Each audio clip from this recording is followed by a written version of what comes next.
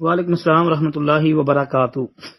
محترم بھائی نے لکھا جی کیا تسبیح پر ذکر کرنا جائز نہیں، اور اگر کوئی اس پر کر رہا ہے تو کیا اس کا یہ عمل بدعت میں شمار ہوگا؟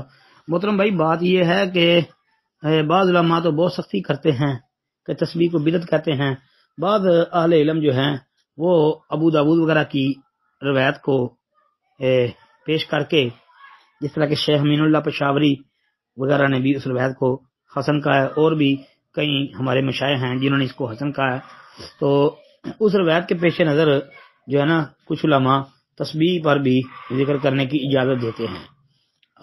باقی اگر ہاتھوں کی انگلیوں پر کی جائے تو انشاءاللہ اس کا زیادہ فائدہ ہے، وہ زیادہ بہتر ہے، کیونکہ ہاتھوں کی انگلیاں انشاءاللہ قیامت کے دن بولیں گی۔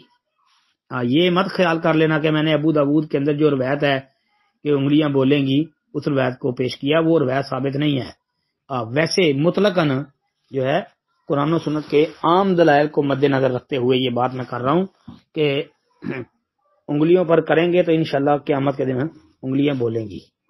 جی السلام علیکم ورحمۃ اللہ وبرکاتہ۔